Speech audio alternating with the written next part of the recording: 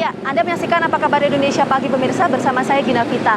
Aksi demonstrasi atau unjuk rasa di sejumlah titik di wilayah DKI Jakarta pada Kamis lalu ini berujung anarkis hingga berdampak terhadap kerusakan sejumlah fasilitas umum seperti halnya halte Transjakarta. Tempat saya berdiri saat ini salah satunya adalah halte Transjakarta Sentral Senen. Nah, pagi hari ini saya akan memantau titik-titik kerusakan di sejumlah wilayah, tempatnya di wilayah Senen ini, dan juga dampaknya ini apa saja. Tapi saya tidak sendiri, saya bersama dengan Wakil Gubernur DKI Jakarta, Pak Ahmad Riza Patria. Selamat pagi, Pak Wagub. Sehat Pak Wagub kondisinya? Sehat, Alhamdulillah. Alhamdulillah sehat. Ya. Bicara soal kondisi, nampaknya kondisi halte Transjakarta berbanding terbalik tuh Pak. Bagaimana?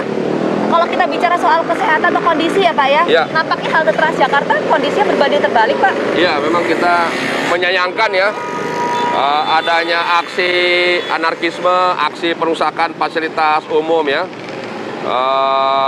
Karena fasilitas umum ini kan digunakan untuk kepentingan masyarakat banyak ya, apalagi terkait transportasi. Ada kurang lebih 20 halte yang dirusak. 20 halte Transjakarta. Ya, dan juga 3 stasiun MRT yang dirusak. Belum lagi pos-pos polisi, ya, pagar pembatas, taman, traffic light, ya, lampu-lampu lalu lintas, cermin lalu lintas dan sebagainya ya. Oke, kita bedah satu-satu deh Pak. Tadi ada Transjakarta dan juga stasiun MRT. Kalau untuk halte Transjakarta ada 20 halte yang dirusak. Yang paling parah di daerah mana Pak? Ya, di paling sini parah ada di HI, di Sarinah ya, termasuk di Harmoni ya, termasuk ini yang juga habis semuanya. Oke, kalau untuk wilayah sini ini kan hangus terbakar yang rusak parah ya Pak ya. Nah, ini kalau di beberapa wilayah di sini rusak parah saja atau ada beberapa kerusakan lainnya? Ya, jadi dari sini juga ada beberapa ya, seperti ada gedung teater, bioskop juga rusak terbakar, pos polisi dan sebagainya. Oh, di mana Pak? Di situ? Iya. Coba kita boleh pantau ke sana ya Pak ya? Iya. Nah Pak, jadi kalau ada kerusakan di sejumlah fasilitas umum ini, total kerugiannya berapa Pak? Ya, sementara dihitung kurang lebih 50 sampai 57 miliar ya. 57 miliar? Iya. Oke. Namun kita langsung membersihkan, kemarin malam setelah kejadian, langsung dibersihkan untuk memastikan besok paginya jam 5 subuh sudah bisa berfungsi lagi sehingga Transjakarta bisa menggunakan ya, bisa tetap masyarakat bisa tetap bisa menggunakan bus-bus ya. Oke, nah ini kalau kita pantau ini salah satu kerusakan juga di titik sini ya Pak ya, di halte ya. Kita boleh lihat gambarnya. Nah, kita coba ke sini Pak. Kalau ini nggak hangus terbakar, tapi pengerusakan ya Pak ya? Iya, semuanya dirusak ini ya. Jadi kita lihat juga ada juga terbakar, tapi memang tidak habis semua. Sempat dipadamkan ya, tapi semua dirusak. Sayang sekali. Oke, nah Pak, kalau ada pengerusakan kayak gini, untuk jam operasional dari Transjakarta seperti apa? Ya kemarin memang kan selama pas ada demo kan berhenti ya, tapi paginya sudah bisa berfungsi lagi. Oh, jadi artinya jalan normal dari jam 5 pagi sampai jam 7 malam? Iya, jadi sudah berfungsi lagi. Memang ada beberapa ya, ada pengalihan, tapi secara umum tidak mengganggu, sudah bisa diatasi. Oh, jadi hanya masyarakat ada penyesuaian koridor tertentu ada penyesuaian koridor. Secara umum sudah bisa jalan. Ya, oke, secara umum sudah bisa jalan. Nah, kalau bicara tadi selain halte Transjakarta, ada juga tadi ya Pak Wagub sampaikan untuk stasiun MRT. Ini kan merupakan urat nadi aktivitas warga DKI di dalam DKI maupun di luar DKI kan? Itu gimana Pak? Ya, MRT ada 3 ya, seperti Duku Atas, di HI, dan itu juga, tapi itu kan cuma bagian di atasnya saja. Jadi stasiun MRT yang di atas itu dia yang dihancurkan, kaca-kacanya dan sebagainya. Oh, jadi di luarnya aja? Iya, tapi dia sampai ke dalam. Artinya nggak mengganggu operasional MRT-nya? Operasional tidak terganggu. Oh, nggak terganggu. Jadi jam operasional tetap? Ya kan yang kelihatan di atas saja yang dirusak oleh masyarakat. Jadi jam operasional tetap, dan juga untuk stasiun pemberhentian MRT tidak ada yang ditutup ya? Nggak ditutup. Tidak ada yang ditutup. Oke, nah Pak, kalau kita bicara tadi ya Pak ya, sudah ada halte Transjakarta, MRT yang kemudian mengalami kerusakan. Untuk perbaikannya ini butuh waktu berapa lama sih? Ya mudah-mudahan dalam 1-2 bulan ini bisa selesai ya. Di sini Pak, monggo Pak. Ya, bisa 1-2 bulan ini bisa selesai. Kita harapkan bisa segera diselesaikan memang. Karena ini kan seperti di Senen ini kan juga vital ya. Sangat dibutuhkan jadinya supaya bisa melayani masyarakat seperti sedia kala lah gitu ya. Oke, butuh waktu tadi itu untuk pengerusakan yang pembakaran seperti ini ya Pak Iya, ya? betul. Kalau hanya misalnya pengerusakan seperti ini, butuh waktu berapa lama? Jadi saya kira juga butuh kurang lebih sebulan bisa selesai ini. Oh jadi Ya. dua-duanya, Ya, baik bisa itu cepat, ya. pengerusakan sedang maupun berat, Ya selama 1 mudah-mudahan bulan? dalam waktu 1 bulan ke depan bisa diselesaikan ya. Oke, dalam waktu Lebih 1 cepat, ya. sampai 2 bulan bisa Ya. diselesaikan. Pak, bisa lihat ke kamera Pak. Ya. Nah, Pak, kalau kita bicara tadi pengerusakan sudah, ya kan itu salah satu dampak dari adanya aksi unjuk rasa kemarin. Ya. Nah, tapi Pak, kemudian yang menjadi pertanyaan publik juga adalah kekhawatiran adanya potensi klaster baru untuk penyebaran virus corona. Nah, ini Pak Wagub menanggapinya seperti apa? Ya memang kemarin oleh Polda ketika diamankan ada 1192 itu dilakukan tes rapid ya. Ada 14 ya yang reaktif dan itu sudah diatasi. Langsung dipisahkan, diberikan kepada bidang kesehatan untuk ditindaklanjuti. Oke, jadi Yang- 14 orang itu reaktif Iya reaktif ya. untuk rapidnya. Iya, Sudah betul. dilakukan swab belum? Langsung dilakukan ya, nanti kita lihat Hasilnya? hasilnya. Iya, hasilnya dalam waktu dekat ini.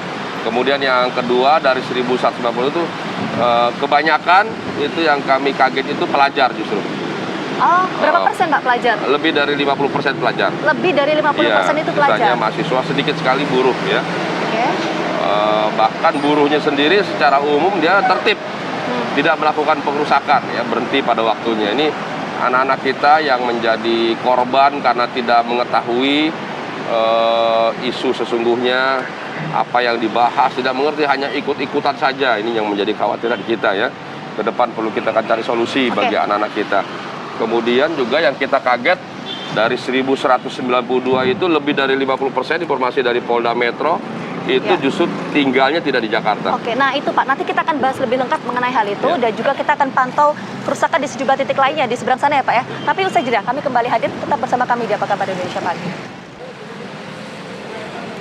Ya pemirsa, Anda masih bersama kami di Apa Kabar Indonesia Pagi. Saya sudah bergeser ke titik lainnya saat ini pemirsa. Jadi tidak hanya halte Transjakarta saja yang terdampak akibat adanya aksi unjuk rasa pada hari Kamis lalu, tapi juga di titik tempat saya mengabarkan saat ini. Saya akan langsung tanyakan ke Pak Wagub deh. Pak Wagub, bisa diceritakan nggak ini titik yang terdampak ini apa aja sih Pak yang ada di sini? Ya, jadi memang selain tadi yang saya bilang transportasi umum ya, halte, stasiun dan lain-lain, pos polisi, di sini kita lihat ada bioskop ya, Grand Theater Senen yang sudah sejak lama berdiri. Ini terbakar habis dan ada 3 ruko ya. Ada tempat jual mainan anak-anak, jual buku, dan ada tempat ibadah di belakang yang terbakar. Ada 3 yang terbakar. Oke, jadi ada sejumlah ruko juga yang Iya. turut terbakar. Nah, ini bagaimana Pak untuk para, otomatis kan ini tidak bisa berdagang untuk sementara kan? Bagaimana kemudian penanganan dari Pemprov untuk Ya kalau warga yang kami terdampak, seperti misalnya biasa, kalau ada UKM atau usaha yang terdampak, kita biasanya memberikan bantuan. Nanti kita pastikan kita akan memberikan bantuan. Yang besarnya nanti akan dihitung ulang. Oke, besaran akan dihitung, Iya. tapi apakah sudah dihitung Pak untuk kemudian jumlah pedagang yang mengalami kerugian akibat kejadian ini gitu? Ya kalau di Secara sini kan keseluruhan? nggak banyak memang karena 3 ruko ya di sini yang rusak, beberapa pedagang ini, tapi ada 1 rumah ibadah di belakang yang juga rusak ya. Itu yang kita sayangkan. Tapi untung nggak merabat ke mana-mana karena ini kan lingkungan padat sebetulnya ya. Oh ya, di sebelah-sebelah sini oh, juga iya, padat rumah-rumah sekali semua ya Pak ya? Untung aja bisa segera diisolasi, dilokalisir. Cuma ini memang bioskop habis nih semua. Dan ini kan bangunan sudah tua sekali. Oke, tadi untuk besaran masih dihitung untuk proses pemberian bantuannya, Iya. termasuk juga data. Tapi kalau misalnya untuk pedagang hanya di wilayah sini saja Pak yang Ya terdampak? pedagang di sini saja. Oh, di Ya, wilayah lain ya, tidak ya, ada berarti artinya? Ya. Oke. Karena di lainnya kan dirusak di pinggir, di jalan-jalan semua. Oke, termasuk juga proses pemberian bantuan juga nanti prosesnya seperti apa? Apa sudah Ya nanti ditentukan? kan ada dinas ya, UMKM yang akan mendata, menghitung, dan memberikan bantuan. Oke. Kita selalu memberikan perhatian, apalagi pada masyarakat kecil, pada UMKM, perlu sekali kita pastikan supaya mereka bisa kembali berusaha sebagaimana sebelumnya. Oke, jadi ini petugas yang mendatangi secara door to door, Iya. tidak mandiri dilakukan ya Pak ya? Ya betul. Oke, nah Pak Wagub, saya juga mau tanya nih Pak. Ini kan kalau kita melihat ada sejumlah kerusakan ya, tadi ada Transjakarta, terus ada juga ini sejumlah ruko kan begitu. ini kan aksi demonstrasi atau aksi unjuk rasa ini kan sudah terjadwal ya Pak. Ya. Apakah sudah ada antisipasi sebelumnya yang dilakukan oleh Pemprov DKI Jakarta? Ya, itu kita kan koordinasi dengan pihak keamanan ya, menjadi ranah daripada keamanan Polri dan TNI dan juga aparat lainnya mengantisipasi supaya demo itu tidak terpusat di satu titik sehingga dapat menimbulkan chaos atau kerusuhan ya. Kita sayangkan, namun demikian kita sayangkan kemarin ya, jumlahnya cukup banyak ya, dan banyak sekali ternyata datanya lebih dari 50% tuh pelajar ya, anak-anak yang masih remaja, kemudian juga jumlahnya juga lebih banyak itu justru bukan dari Jakarta, itu yang kami sayangkan ya. Nah ini mudah-mudahan ke depan kita sama-sama memastikan anak-anak kita tidak melakukan aksi-aksi pengerusakan dan aksi-aksi anarkis ya. Oke, nah itu antisipasi yang dilakukan seperti apa? Karena kita mengingat Undang-Undang Cipta Kerja sampai saat ini kan masih menjadi sorotan publik ya. Iya, memang kalau undang-undang ini kan menjadi hak warga ya untuk menyuarakan. Namun kita minta disalurkan secara konstitusional, bisa disampaikan melalui judicial review ke Mahkamah Konstitusi, atau disampaikan langsung pada pemerintah atau DPR dengan cara berdialog, diskusi.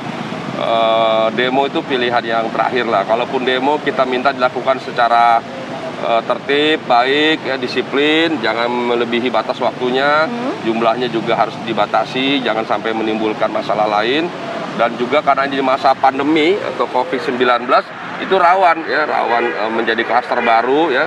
Kerumunan seperti kemarin kita lihat banyak juga yang tidak menggunakan masker. Nah setelah diamankan itu dari 1.192 ternyata 14 itu juga reaktif. Baik. Ya. Pak Wagub, kita belum tahu yang lainnya, yang sekian banyak itu. Oke, nah tadi dampak-dampaknya sudah diceritakan Pak, tapi terakhir Pak, reaksi pemerintah provinsi ya Pak, gimana mengenai aksi unjuk rasa ini? Karena kita tahu di sejumlah kepala daerah ini kan sudah menyatakan sikapnya mengenai aksi unjuk rasa. Ya kemarin kan Pak Gubernur sudah langsung berdialog ya dengan para pendemo. Pertama minta supaya tertib ya, jangan melakukan pengerusakan. Pak Gubernur minta kembali ke rumah masing-masing karena sudah melebihi jam 6 sore ya.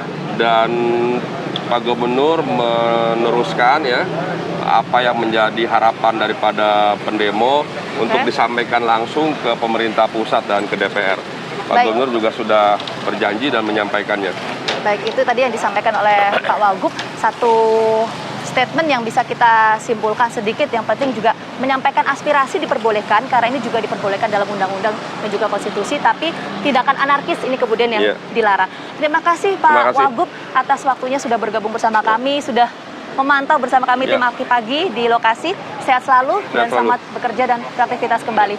Itu tadi Arif Fadil dan juga Kamarati sedikit perbincangan dan juga pantauan kami tim liputan Apa Kabar Indonesia Pagi di sejumlah titik yang terdampak akibat adanya aksi unjuk rasa beberapa waktu yang lalu. Saya kembalikan dulu ke Kamarati dan juga Arif Fadil. Baik. Terima kasih Gina Vita.